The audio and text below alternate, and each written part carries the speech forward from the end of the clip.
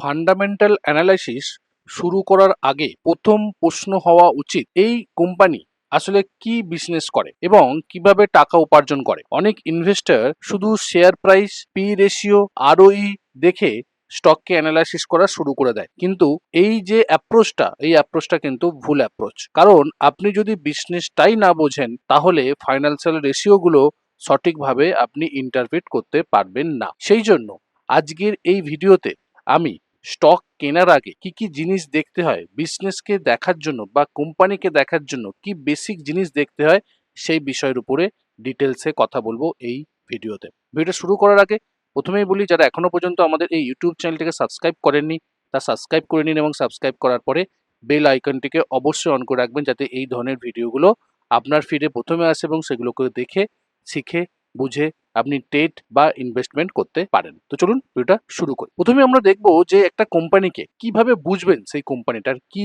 জিনিস বা কোম্পানিটা কি করছে সেটা কিভাবে আপনি বুঝবেন। একটা কোম্পানিকে বোঝার জন্য আপনাকে চারটে জিনিস মাথার মধ্যে রাখতে হবে। কি কি বিজনেসের মডেল কি, কোম্পানি কিভাবে টাকা উপার্জন করছে, কোম্পানি টাকা উপার্জন করার অবলম্বনটা কি, বিজনেস মডেলটা কি সেই কোম্পানিটার। বিভিন্ন কোম্পানি আছে, সেই কোম্পানির কি বিজনেস মডেল সেটা কিন্তু প্রথমে আপনাকে দেখতে হবে। প্রোডাক্ট কি বা সার্ভিস কি দিচ্ছে, কোম্পানি কি বিক্রি করছে, সেল কি দিচ্ছে, সেটা কিন্তু আপনাকে দেখতে হবে। কাস্টমার, সে যে প্রোডাক্টটা তৈরি করছে সে কোথায় কাস্টমার পাচ্ছে, কোম্পানির কাস্টমার কারা কারা, সেটাকে কিন্তু আপনাকে দেখতে হবে। ইন্ডাস্ট্রি, কোম্পানি কোন ইন্ডাস্ট্রি বা কোন সেক্টরের মধ্যে কাজ করছে বা কোন ইন্ডাস্ট্রি বা কোন সেক্টর থেকে আসছে ওই কোম্পানিটা, এটা কিন্তু আপনাকে দেখতে হবে।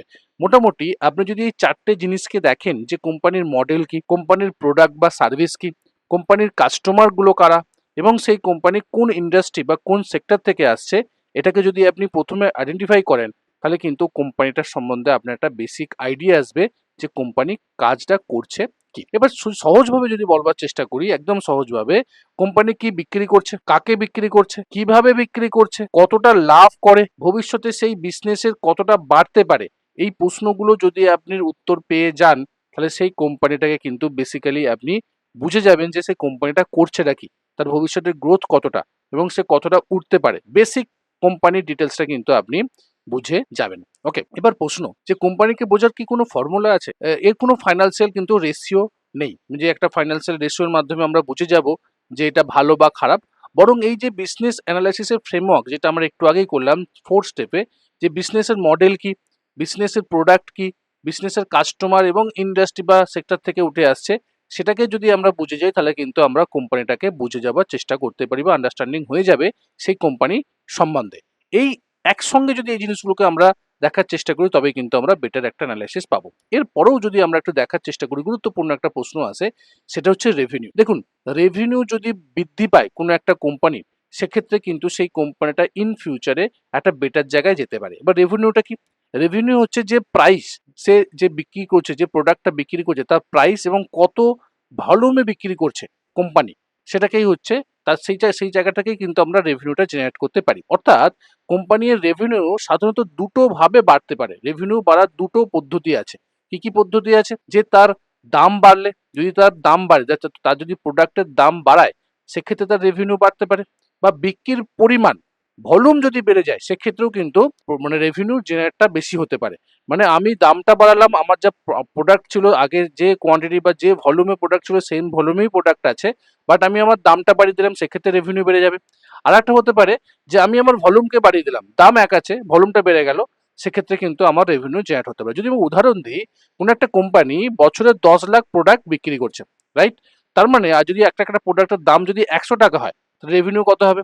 রেভিনিউ হবে 10 লাখ ইন্টু 100, তাহলে কত হচ্ছে? 10 কোটি টাকা সে রেভিনিউ জেনারেট করছে। পরের বছর যদি ভলিউম 15 কোটি করলো, ঠিক আছে, মানে 15 লাখ করলো, আগে 10 লাখ ছিল, এখন 15 লাখ করে দিল ভলিউম, এবং প্রাইস আগে কত ছিল? 100 টাকা ছিল, এখন করে দিল 110 টাকা। তো দুটোই যখন বাড়ছে, তার মানে কিন্তু রেভিনিউ দ্রুত বাড়ার সম্ভাবনা থাকবে। সেই ক্ষেত্রে আমরা শুধু রেভিনিউ গ্রোথকে দেখবো না, আমরা দেখবো যে রেভিনিউ কেন বাড়ছে, এটা কিন্তু বোঝাটা খুব গুরুত্বপূর্ণ। কারণ একটা কোম্পানিকে বেটার লেভেলে আছে না নেই, গ্রোথ লেভেলে আছে না নেই, সেটাকে দেখতে গেলে আপনার এই রেভিনিউ বাড়াটা কোথা থেকে বাড়ছে সেটাও কিন্তু আপনাকে দেখতে হবে।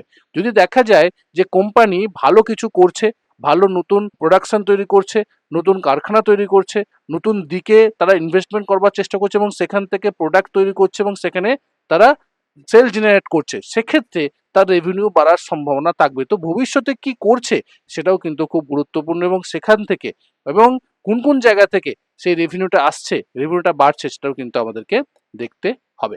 এবার দেখুন, একটা কোম্পানি ভালো না খারাপ সেটা তো বুঝতে হবে। সেটা বুঝতে গেলে আপনাকে প্রথমে বুঝতে হবে যে ভালো কোম্পানির বা ভালো বিজনেসের কি কি বৈশিষ্ট্য থাকে। দেখুন, প্রোডাক্ট বা সার্ভিসের জন্য বাজারে ভালো ডিমান্ড আছে কিনা সেটা দেখতে হবে। সেই যে প্রোডাক্টটা, তার বাজারে ডিমান্ড আছে কিনা দেখতে হবে। কাস্টমার বারবার সেই প্রোডাক্ট বা সার্ভিস কিনছে কিনা সেটাকেও কিন্তু আপনাকে দেখতে হবে। কোম্পানির রেভিনিউ ধারাবাহিকভাবে বাড়ছে কিনা সেটাকে আপনাকে দেখতে হবে। প্রফিট মার্জিন ভালো বা উন্নত হচ্ছে কিনা সেটা আপনাকে দেখতে হবে। কোম্পানির কম্পিটিটিভ অ্যাডভান্টেজ আছে কিনা, মানে কোম্পানির যে আদার্স যে কম্পিটিটর আছে তাদের থেকে এই কোম্পানির কি অ্যাডভান্টেজ আছে যে ভবিষ্যতে এই কোম্পানিটা মার্কেটে টিকে থাকবে, সেই ধরনের অ্যাডভান্টেজ কিছু আছে কিনা এই কোম্পানির ক্ষেত্রে সেটাকে আমাকে দেখতে হবে। ইন্ডাস্ট্রি, ভবিষ্যতে গ্রোথ সম্ভাবনা কতটা বাড়তে পারে, যে ইন্ডাস্ট্রিতে এই স্ট্রাকচারটা বা এই যে স্টকটা বা এই কোম্পানিটা বিলং করছে, সেই সেক্টরটা বা সেই ইন্ডাস্ট্রিটা ইন ফিউচারে কোথায় যেতে পারে, তার কতটা যাওয়ার সম্ভাবনা বা গ্রোথ হওয়ার সম্ভাবনা কতটা আছে সেটাও কিন্তু আপনাকে দেখতে হবে প্রপারলি ভালো বিজনেসকে দেখার জন্য।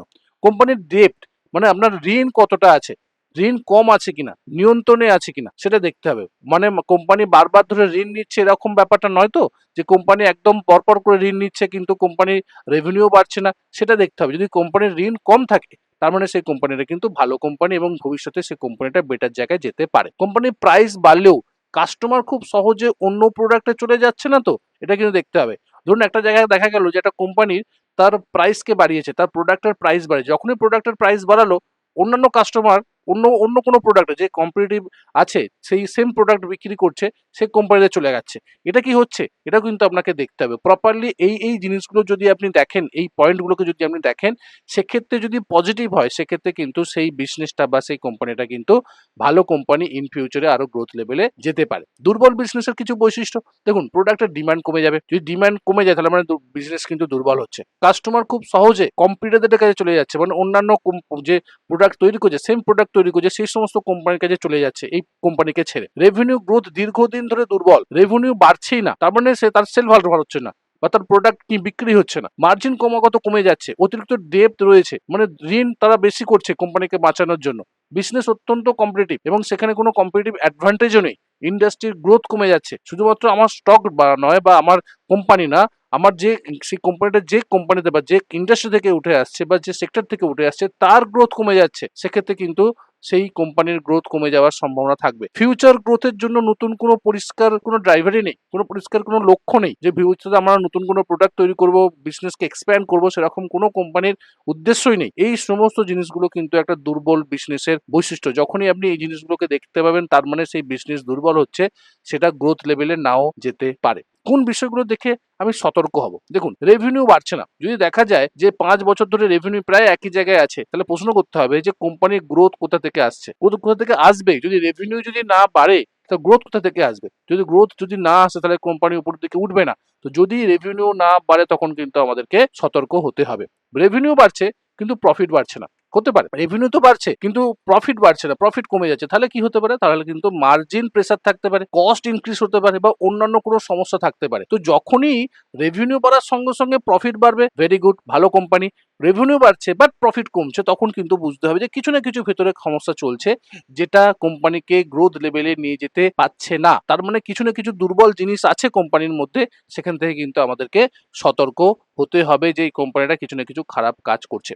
কাস্টমার কনসেন্ট্রেশন, মানে যদি দেখা যায় যে একটা কোম্পানি রেভিনিউ একটা বড় অংশ, রেভিনিউ একটা বড় অংশ 2টো বা 3টে বা 10টা এরকম কাস্টমার কাছ থেকে আসছে, তাহলে কিন্তু রিস্ক বেশি। কারণ যদি কোনো একটা বড় কাস্টমার চলে যায়, রেভিনিউ কিন্তু বড় একটা ধাক্কা আসবে। তো কাস্টমার কনসেন্ট্রেশন, কাস্টমার কারা, কাস্টমারের ব্যাপ্তি কতটা, কাস্টমার কারা কারা আসতে পারে, কোন জায়গা থেকে কাস্টমার আসতে পারে, সেটাও কিন্তু বিশাল বড় একটা কোম্পানিকে দেখার জন্য, কোম্পানি কি করছে সেটা বোঝার জন্য। ইন্ডাস্ট্রি ডেক্লাইন, যদি কোম্পানি ভালো থাকলেও যদি ইন্ডাস্ট্রি দীর্ঘমেয়াদে সিঙ্ক করে, নিচের দিকে নেমে যায়, দুর্বল হয়ে যায়, তখন কিন্তু গ্রোথ সমস্যা আসবে। যে যত ভালোই কোম্পানি হোক না কেন, তার ইন্ডাস্ট্রি বা তার সেক্টর যদি দুর্বল পারফরমেন্স করে, সেক্ষেত্রে কিন্তু কোম্পানি কিন্তু নেগেটিভ একটা পার্ট দেখা যাবে। এবার বড় প্রশ্ন এখানে, এটা সব থেকে গুরুত্বপূর্ণ এবং বড় প্রশ্ন, যে আমি বিজনেসকে বুঝতে পারছি না, আমি দেখলাম, অ্যানালাইসিস করলে আমি কিছু বুঝতে পারছি না ভালো কি খারাপ, তখন আমি কি করব? যে বিজনেসে আপনি বুঝতে পাচ্ছেন না, শুধু অন্য কেউ সেই স্টকটাকে রেকমেন্ড করেছে বলে আমি বাই করব, এটা করা যাবে না, বা ইনভেস্টমেন্ট করব, এটা করা যাবে না। যদি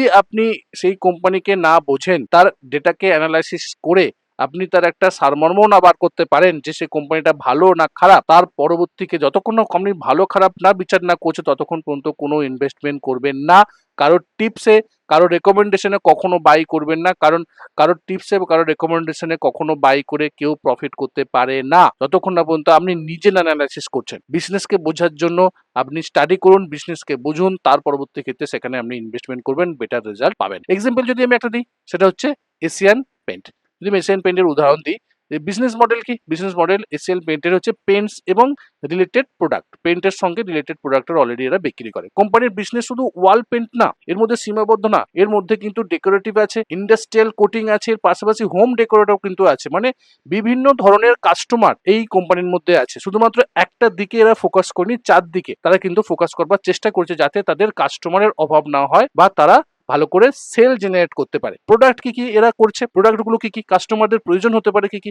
ইন্টেরিয়ার, মানে ইন্টেরিয়ার পেন্ট করতে পারে, এক্সটেরিয়ার পেন্ট মানে ভেতরকার যে পেন্ট গুলো হয় বা বাইরে যে পেন্ট গুলো হয়, ওয়াটার প্রুফিং এর জন্য আছে, উডের জন্য আছে মানে কাঠে যখন পেন্ট করার জন্য, অ্যাডহেসিভ বা অন্যান্য হোম ডেকোর প্রোডাক্ট আছে, এবং এরা যে ইন্ডাস্ট্রিয়াল সেখানেও কিন্তু এরা পেন্ট করার চিন্তা ভাবনা করছে। মানে চারদিকে বিভিন্ন ধরনের প্রোডাক্ট আছে, বিভিন্ন ধরনের প্রোডাক্টের বিভিন্ন ধরনের কাস্টমার আছে, তো সেখানে কাস্টমারেরও অভাব হবে না এবং তাদের সেলেরও কিন্তু একটা ভালো রকম জেনারেট করতে পারে। কাস্টমার কারা কারা? এখানে কাস্টমার শুধুমাত্র একটা হোম ওনার না, রাইট? একটা ইকোসিস্টেম আছে, হোম ওনার আছে, কন্ট্রাক্ট যারা নিচ্ছে তারা আছে, পেন্টার যারা পেন্ট করে, যারা ছবি আঁকে, তারাও কিন্তু এই পেন্ট কালি কিনে পেন্ট করছে, ডিলার আছে, বিল্ডার্স আছে, যারা বিল্ডিং তৈরি করছে, তারা এখান থেকে তাদের কাস্টমার, ইন্ডাস্ট্রিয়াল কাস্টমার আছে, ইন্ডাস্ট্রিয়াল যে সমস্ত তৈরি হচ্ছে সেখানে তারা কোটিং করার জন্য বা তারা ওয়াটার প্রুফিং করার জন্য এখান থেকে তারা পেন্ট কিনছে। তো এই কোম্পানির বিজনেসকে বোঝাটা কিন্তু খুব গুরুত্বপূর্ণ। যদি আপনি বিজনেসকে বোঝেন যে হ্যাঁ এই কোম্পানির এতগুলো কাস্টমার আছে, তো কোনো একটা কাস্টমার যদি অফ হয়, তো অন্য কাস্টমার তারা বিক্রি করে তারা সেখান থেকে সেল জেনারেট করতে পারবে,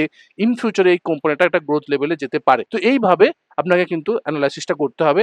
আমি এশিয়ান পেন্টের উদাহরণ দিচ্ছি, মানে আমি এশিয়ান পেন্ট গিয়ে বাই করবেন এটা বলছি না, আমি কিন্তু বাই সেল কোনো রেকমেন্ড করছি না, আমি শুধুমাত্র এক্সাম্পল দিচ্ছি এটাকে বোঝানোর জন্য যে একটা কোম্পানিকে আপনি বুঝবেন কি করে। আপনাকে বুঝতে হবে সেই কোম্পানিটা কি করছে, কোম্পানির কাস্টমার কারা, ইন্ডাস্ট্রি কি, কোন ইন্ডাস্ট্রি থেকে এই কোম্পানিটা উঠে আসছে, পেন্টস এবং কোটিং ইন্ডাস্ট্রি থেকে, রাইট? এই ইন্ডাস্ট্রিকে যদি আপনি অ্যানালাইসিস করতে চান, তাহলে নিজেকে প্রশ্ন করতে হবে যে এই প্রশ্নগুলো, যে ভারতে হাউসিং মার্কেট কিরকম, কি নতুন বাড়ি তৈরি কতটা হচ্ছে, রিপেন্টিং এর ডিমান্ড কেমন আছে, ঠিক আছে, ইনফ্রাস্ট্রাকচার কনস্ট্রাকটিভ অ্যাক্টিভিটি কেমন, র মেটেরিয়ালের দাম কিরকম, কম্পিটিশন কিরকম আছে এই পেন্টিং এর ক্ষেত্রে। অর্থাৎ কোম্পানিকে শুধু কোম্পানি হিসেবে দেখলে হবে না, কোম্পানির ভিতরে কাস্টমার কারা, কোম্পানি কতটা রেভিনিউ জেনারেট করছে, কোম্পানি কি ইন্ডাস্ট্রি থেকে আসছে, কোন সেক্টর থেকে উঠে আসছে, প্রত্যেকটা জিনিসকে কিন্তু আপনাকে দেখতে হবে, এবং কোম্পানির ডিমান্ড কিরকম সেটাও কিন্তু আপনাকে দেখতে হবে। মানে কোম্পানি, ইন্ডাস্ট্রি এবং ডিমান্ড, এই তিনটে যদি আপনি অ্যানালাইসিস করে তখন কিন্তু আপনি একটা কমপ্লিট পিকচার পাবেন যে সেই কোম্পানিটা ইন ফিউচারে কোথায় যেতে পারে, ভবিষ্যতে গ্রোথ লেভেলে যেতে পারে কি পারে না, বা মার্কেটে টিকে থাকতে পারবে কি পারবে না। তো কোম্পানিকে অ্যানালাইসিস করার জন্য যদি আমরা ছোট্ট একটা 5টা এক্সাম্পল বা 5টা প্রশ্ন আমরা নিজেকে করি, সেক্ষেত্রে কিন্তু আমরা সেই কোম্পানিকে বুঝতে আমরা পারবো যে কোম্পানিটা ভালো কি খারাপ। যেমন ধরুন একটা প্রথম প্রশ্ন হচ্ছে কোম্পানি কি বিজনেস করে। প্রথম প্রশ্ন, এক লাইনে আপনাকে বিজনেস মডেলকে বুঝতে হবে। যদি আমি এশিয়ান পেন্টের ক্ষেত্রে বলি, কোম্পানি কিসের বিজনেস করে? পেন্টের বিজনেস করে। ও আমরা রঙের বিজনেস করে। সে রং কোথায় কোথায় ইউজ করা যেতে পারে, সেই রং আমাদের ঘরে ইউজ করা যেতে পারে, সে রং যারা পেন্টার তারা ইউজ করতে পারে। এক লাইনে আমি বিজনেস মডেলকে বুঝে নিলাম। কোম্পানি কি প্রোডাক্ট বা সার্ভিস বিক্রি করে, রাইট? রিয়েল ডিমান্ড আছে কিনা সেই কোম্পানি ভবিষ্যতে আরো বেটার জায়গায় যেতে পারে কিনা, কাস্টমার কারা কারা, কাস্টমার ডাইভার্সিফিকেশন আছে না কয়েকজনের উপর নির্ভরশীল। যেমন এই পেন্টের কথা বলি, মানে বিভিন্ন ধরনের কাস্টমার আছে, বিভিন্ন ধরনের কোয়ালিটির কাস্টমার আছে, ছোট কাস্টমার আছে, বড় কাস্টমার আছে। তো সেটাকে আপনাকে দেখতে হবে কোম্পানির কাস্টমার কারা, ইন্ডাস্ট্রির ফিউচার কিরকম, আগামী 5 থেকে 10 বছর ইন্ডাস্ট্রি বাড়ার সম্ভাবনা আছে কি নেই। যদি বাড়ার সম্ভাবনা থাকে, তার মানে ইন ফিউচারে এই কোম্পানিটা আরো বেটার লেভেলে, আরো গুড লেভেলে যাওয়ার সম্ভাবনা থাকবে। 5 নম্বর প্রশ্ন, কোম্পানির কোনো কম্পিটিটিভ অ্যাডভান্টেজ আছে কিনা। সব থেকে বড় প্রশ্ন, যে কোম্পানি যে মার্কেটে টিকে থাকবে, মার্কেটে টিকে থাকার জন্য তার কি কোনো অ্যাডভান্টেজ আছে যে সমস্ত কম্পিটিটর আছে তাদের থেকে। যদি কোনো অ্যাডভান্টেজ থাকে, তার মানে এই মার্কেটে কিন্তু এ টিকে থাকার সম্ভাবনা আছে, কারণ তার মধ্যে এই গুণ আছে, ভালো গুণ আছে, অ্যাডভান্টেজ যেগুলো, এই জিনিসগুলো আছে, সেটাকে কিন্তু আপনাকে দেখতে হবে। যদি কোম্পানির একটা অ্যাভারেজ থাকে, কোম্পানি, এই যে কোম্পানিটাকে আমি চুজ করছি সেই কোম্পানির কম্পিটিটররা আরো বেটারলি কাজ করছে, তো সেই কোম্পানিটা কিন্তু দুর্বল হতে পারে। অন্য যে কম্পিটিটর আছে, দাঁড়িয়ে আছে অন্যান্য কোম্পানিগুলো, তারা কিন্তু আরো বেটার জায়গায় যেতে পারে। তো কোম্পানির কম্পিটিটিভ অ্যাডভান্টেজ কতটা সেটাও কিন্তু আপনাকে দেখতে হবে। যদি এই প্রশ্নগুলো আপনি করেন এবং উত্তর যদি সঠিক পান, সেক্ষেত্রে সেই কোম্পানির ক্ষেত্রে আপনি অ্যাপ্রোচ করতে পারেন ইনভেস্টমেন্টের ক্ষেত্রে। যদি আমরা ফাইনাল করাবার চেষ্টা করি, ফান্ডামেন্টাল অ্যানালিসিস শুধু পি রেশিও বা আরও বা আরও সি কে দেখা না বা মুখস্থ করা না। ফান্ডামেন্টাল অ্যানালিসিসের প্রথম ধাপই হলো বিজনেসকে বোঝা, যে সে বিজনেসটা করছেটা কি, এই কোম্পানিটা কি বিক্রি করে, কাকে বিক্রি করে, কিভাবে টাকা উপার্জন করে, যে ইন্ডাস্ট্রিতে কাজ করছে সেই ইন্ডাস্ট্রির আগামী দিনের কতটা বাড়তে পারে, সম্ভাবনা কি। এই প্রশ্নগুলো যদি আপনি উত্তর পরিষ্কারভাবে পেয়ে যান, তাহলে কিন্তু আপনার ফান্ডামেন্টাল অ্যানালিসিসের ফাউন্ডেশন তৈরি হয়ে যাবে, যে হ্যাঁ আমি এই স্টকটাকে অ্যাটলিস্ট এইটাকুনি বুঝতে পারছি যে ইন ফিউচারে এটা গ্রোথ লেভেলে যেতে পারে, কারণ তার এই প্রত্যেকটা জিনিস কিন্তু বেটার কন্ডিশনে আছে। কি বিক্রি করে, কাকে বিক্রি করে, কিভাবে টাকা উপার্জন করে এবং কোন ইন্ডাস্ট্রি থেকে আছে, এবং সেই ইন্ডাস্ট্রিটা ভবিষ্যতে কোথাও কতদূর যেতে পারে, যাওয়ার সম্ভাবনা কতটা আছে আমি জানি।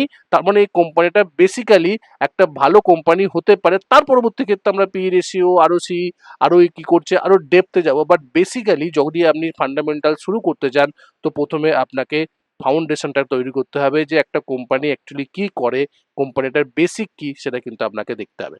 ওকে, আশা করি এই ভিডিওটা আপনার ভালো লেগেছে এবং এই ভিডিওটা থেকে আপনি লট অফ ইনফরমেশন আপনি পেয়েছেন, যে ইনফরমেশনটা আপনার ইনভেস্টমেন্টকে আরো বেটার লেভেলে নিয়ে যেতে পারে। আর যদি সেটা বেটার লেভেলে নিয়ে যায়, তো অবশ্যই আমাদের এই ইউটিউব চ্যানেলটিকে সাবস্ক্রাইব করুন এবং বেশি বেশি করে বন্ধু বান্ধবদের সঙ্গে শেয়ার করুন এবং কমেন্ট করুন যে আপনার কোন জিনিসটা ভালো লেগেছে বা আর কি জিনিস আপনারা শিখতে চাইছেন, সেটা অবশ্যই কমেন্ট করে জানাবেন। দেখা হচ্ছে পরের একটা ভিডিওতে, ততক্ষণ সুস্থ থাকুন, ভালো থাকুন, নিজের রিস্ককে বজায় রেখে ট্রেড করুন, নিজের ক্যাপিটালকে রক্ষা করুন। Bye bye.